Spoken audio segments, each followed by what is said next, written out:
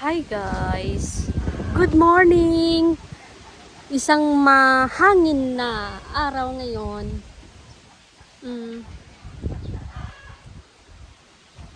So guys, may ginagawa kami dito sa silihan. Ginagawa namin, nilalagyan ng kanal para pag madiligan siya mamaya, hindi ma-drain lang yung tubig. So papasok din ang tubig guys, din sa gilid. Kaya ginagawaan na namin ng kanal kasi sobrang init na dito sa amin guys. Sobrang init na. Ayan, may bunga.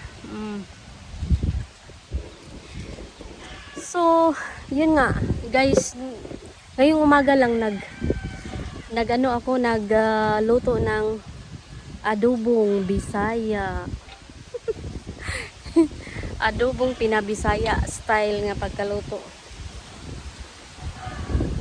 So ang pagkaluto guys, hindi siya yung nilagyan kaagad ng tubig para maluto. Ginawa mo ng niluto ng sariling katas ng manok ang kanyang sarili. So niluto siya. Nilagyan ko ng luya kasi Bisaya, puro luya yan. Lahat ng luto may luya talaga. So ang yun nga, masarap siya.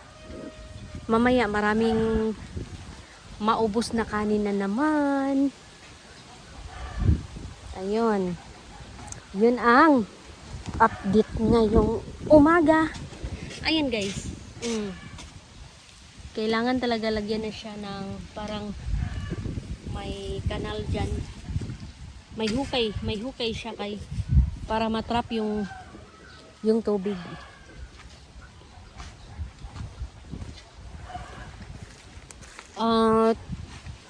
Mamaya pala may magpita sa sili namin para ibenta bukas. Kasi market day bukas. So tingnan nyo guys, ito may mahaba ng bunga ng sili. So kailangan pitasin na talaga. So mag-aantay na lang kami sa magpitas. Yung magpitas ng sili namin ay siya ring magbenta. Kaya kikita talaga siya. So ito hindi na ng tubig kahapon. Kasi matigas na. Or konti lang ang nailagay na tubig.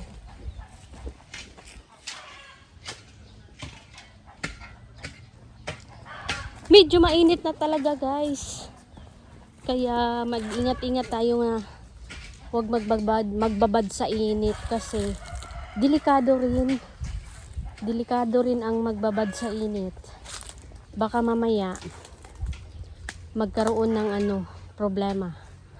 Like heat stroke. Delikado yun. So ayan, sobrang init na. At delikado rin na ngayon guys, sunog sa labas kasi sa sobrang hangin, delikado. Kung magsunog, kailangan rin mag-ingat-ingat na hindi magkadugtong-dugtong yung apoy. Sobrang init.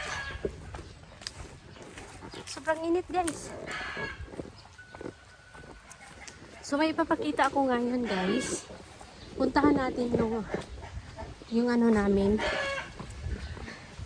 May Rhode Island na nangitlog at siya ding naglimlim at namisa na siya. Yung Rhode Island namin. Kaya na-amaze talaga ako guys kasi biro mo siya ay naglimlim. Tingnan nyo guys Rhode Island red yan. Rhode Island red na naglimlim. Ngayon napisa na siya. Ngayon dito na siya. So 2 days na to guys simula nung napisa. Ayan. May 7 sisiw yan, guys. May 7 sisiw yan, guys. So, natakot. Naipit. Kukuha ako ng pakain. Kukuha ako ng pakain para patukain yung manok. So, kukuha ako ngayon, guys, ng patuka. So, ang patuka lang namin is binlid kasi yun ang kayang tukain ng sisiw. So, hindi na kami bumibili ng feeds para lang ipatuka.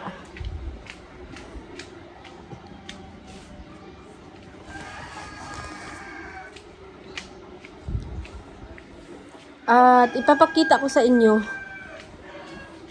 yung niluto ko pala, guys, na adobo. Ayan. Ang niluto kong adobo, adobo siya na Visayan way na luto. Ayan. So, maipapakita din ako sa inyo, guys, na itlog. Ayan ang itlog. Itlog ng mga manok. Ayan. So, madami, di ba? So, ito, guys, yung itlog pala ng ng Rhode Island namin, yun free range. Ito yung itlog, may bibili na nito kasi ibenta niya. Ayan. So start na siya, start na ng guys, mayroon na akong suki talaga, contact. Kumbaga contact na mag-market. Contact na mag-market ng itlog namin. Kasi nung nakaraan, guys, na lang yung namin na nasira lang yung mga itlog ng Rhode Island kasi syempre sa dami ba naman ng itlog. Ayan marunong din siya magtawag, guys.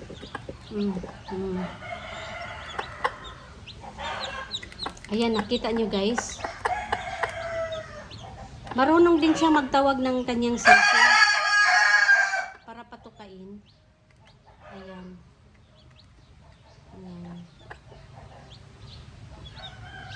Hoy, wag ka dyan! Dito ka!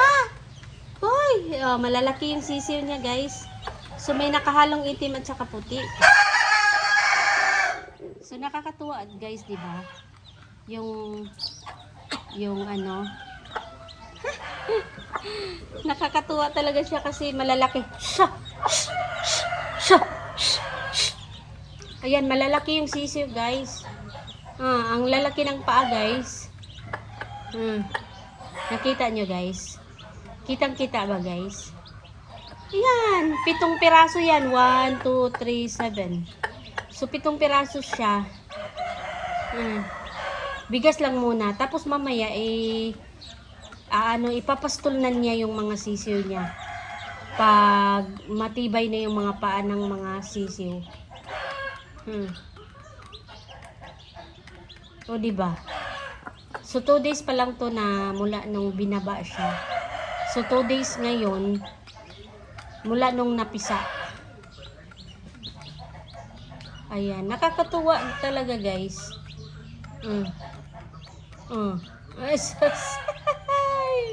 Nakakatuwa talaga sila, guys. So, balik pa rin natin ang camera, guys. Yan. Yan na sila, guys. O, diba? Nakakatuwa, diba? Isang Rhode Island na parang naging native na siya. Kasi kusa siyang naglimlim. Dati nag-iitlog lang to. Pero ngayon, kusa niyang nililimliman yung mga itlog niya. Hanggang napisa. Nakakatuwa. Pero, dapat ito ay 11 piraso. Pero, yung 4, hindi siya nagtuloy-tuloy. So, 7 lang. O, diba? Yung isa rin, yung isa rin doon. Nagsasarili siya doon. O, diba? Ay, pakainin mo yung anak mo. Magtatawag ka. Kakatuwa, diba guys?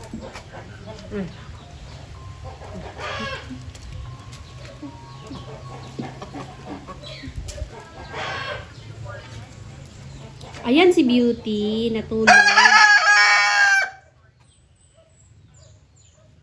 So may mga umiitlog na naman na na manok.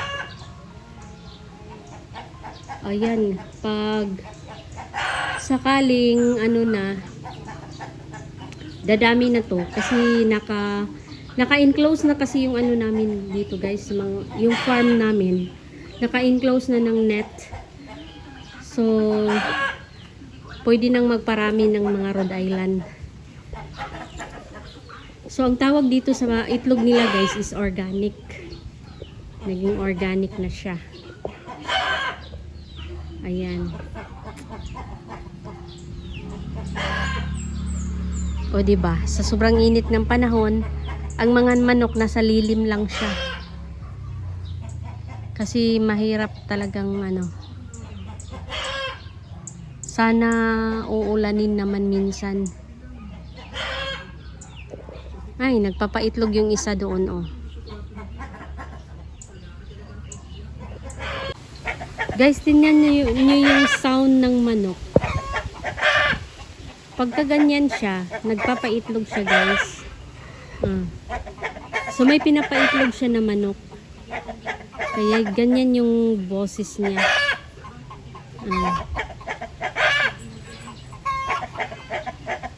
Ayun, may nakaitlog na doon sa taas. Ayan. May nakaitlog na doon sa taas. Sobrang liwanag. Sobrang liwanag. Tapos, ayan. Yun, pinapaitlog niya yung manok. At least, yung namin guys, kasi yung saso na yan, nalahian na yung mga native chicken. So, malalaki yung itlog nila. Kumbaga. Diba? Nakakatuwa, diba?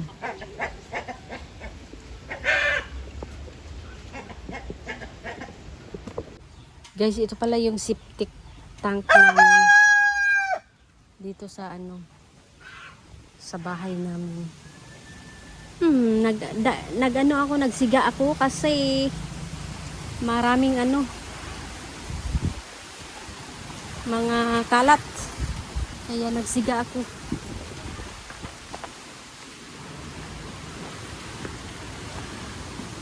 Wawalasin ko pa to.